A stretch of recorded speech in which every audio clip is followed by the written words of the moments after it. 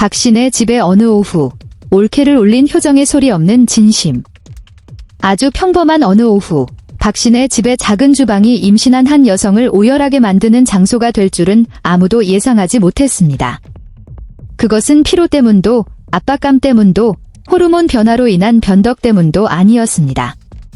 그것은 말 없는 사랑, 그 깊이가 너무나 깊어 마음이 도저히 저항할 수 없을 만큼 자신을 보살펴주고 있다는 사실을 깨달았을 때 터져나온 효정씨 올케의 순수한 감동의 눈물이었습니다.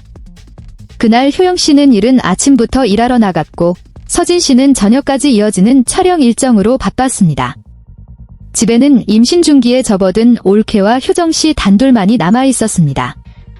가족들이 늘 곁에 있어주려 노력하지만 오직 여자들만이 서로를 이해할 수 있는 특별한 순간들이 있습니다. 이름 모를 피로감, 내 몸이 더 이상 내 것이 아닌 것 같은 기분, 그리고 하루하루 자라나는 작은 생명을 향한 고요한 걱정 같은 것들 말입니다. 효정씨는 올케가 평소보다 적게 먹는다는 것을 가장 먼저 알아차린 사람이었습니다. 입덧이 심해서가 아니라 늘 괜찮아 라고 말하며 남들에게 걱정을 끼치지 않으려 조용히 몇 숟가락만 뜨고 식사를 마쳤기 때문입니다. 가족의 걱정을 덜기 위해 피곤함을 숨기는 데 익숙했던 효정씨는 그 눈빛의 의미를 너무나 잘 알고 있었습니다. 그녀는 묻지 않고 오직 마음속에 새겨두었습니다. 다음 날 아침, 가족들이 모두 잠든 사이 효정씨는 주방으로 향했습니다.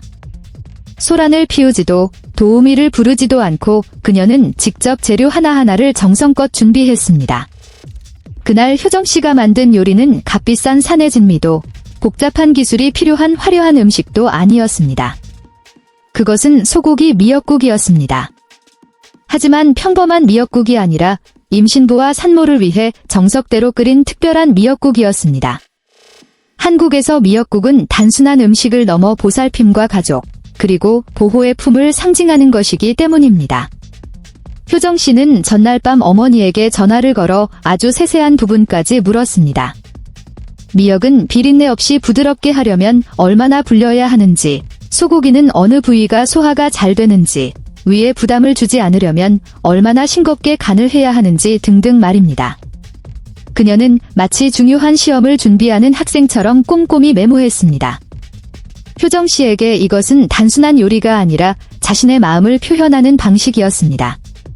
국이 끓기 시작하자 미역의 은은한 향이 주방 가득 퍼졌습니다. 효정씨는 불을 낮추고 곁을 지키며 세심하게 살폈습니다. 임신부는 냄새에 예민하다는 것을 알기에 모든 것을 가장 자극적이지 않은 상태로 유지했습니다. 그녀는 따뜻한 밥 한 공기와 맵거나 짜지 않은 소박한 밑반찬들도 함께 준비했습니다. 잠이 덜 깬 얼굴로 헐렁한 홈웨어를 입은 올케가 주방으로 나왔습니다.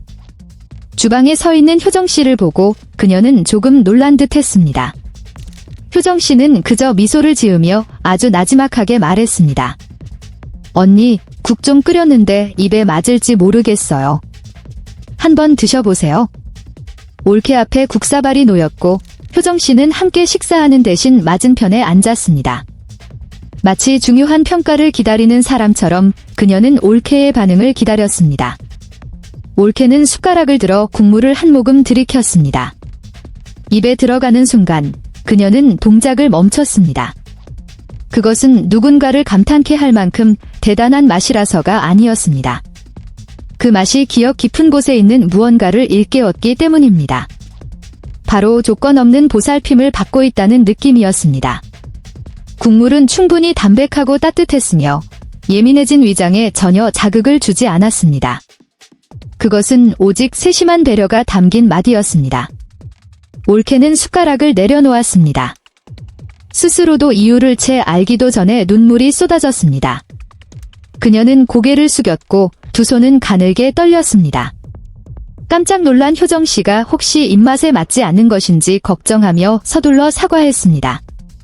하지만 올케는 고개를 저으며 더 많은 눈물을 흘렸습니다. 그녀는 울먹이는 목소리로 내가 누군가에게 폐를 끼치는 것은 아닌지 고민하지 않고 국 한 그릇을 먹어본 게 정말 오랜만이라고 말했습니다. 임신한 이후로 그녀는 늘 누군가에게 짐이 될까 봐 두려웠습니다. 음식을 까다롭게 요구하면 가족들이 고생할까 봐 겁이 났고 힘들다고 말하면 남편이 걱정하고 온 가족이 자신에게만 매달리게 될까 봐 조심스러웠던 것입니다. 그런데 그 순간 그녀는 자신이 말하지 않았던 그 모든 것들을 효정씨가 세심하게 살피고 있었다는 사실을 깨달았습니다. 묻지 않아도, 시키지 않아도, 약속하지 않아도 말입니다.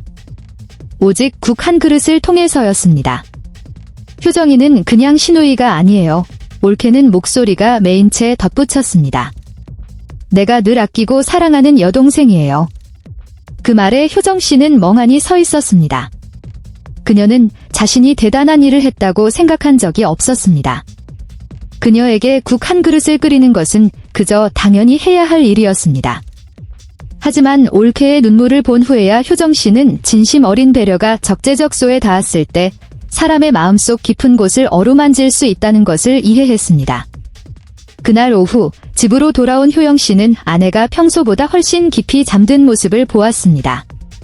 주방 식탁 위에는 따뜻하게 데워진 미역국 냄비가 놓여 있었습니다. 사연을 전해 들은 효영씨는 한동안 침묵을 지켰습니다. 그는 동생에게 즉시 무언가를 말하지는 않았지만 조용히 그릇들을 정리했습니다. 밤이 되어 서진씨가 귀가했습니다. 이야기를 전해 들은 그는 가볍게 웃음을 터뜨렸으나 눈시울은 붉어져 있었습니다. 그는 이제 효정이가 해주는 밥을 먹으려면 줄을 서야겠다며 너스레를 떨었지만 그것이 감동을 숨기기 위한 그만의 방식임을 모두가 알고 있었습니다. 박씨네 가족에게 그날의 미역국은 단순히 임신부를 위한 음식이 아니었습니다. 그것은 이 집안에서 누구도 혼자 감내하게 두지 않겠다는 다짐이었습니다. 시누이와 올케의 관계가 반드시 멀거나 조심스럽기만 할 필요는 없다는 것을, 진심만 있다면 가족이라는 이름의 인연이 될 수 있다는 것을 보여주었습니다. 나중에 올케는 그때가 임신 기간 중 가장 마음이 놓였던 순간 중 하나였다고 회고하곤 합니다. 물질적으로 풍족한 대우를 받아서가 아니라 가장 자연스러운 방식으로 사랑받고 있다는 것을 알았기 때문입니다. 효정 씨에게 그것은 특별한 일이 아닙니다. 하지만 그날 이후로 올케가 기운이 없을 때면 그녀는 언제나 가장 먼저 주방으로 향합니다. 누가 시켜서도, 칭찬받기 위해서도 아닙니다. 그녀에게 가족이란 적절한 때에 적절한 사람에게 건네는 따뜻한 국 한 그릇처럼 가장 작은 일들로 서로를 돌보는 곳이기 때문입니다. 그리고 아마도 그런 소박한 진심이야말로 사람을 울리는 법입니다. 아파서가 아니라 말하지 않아도 사랑받고 있다는 그 따뜻함 때문입니다.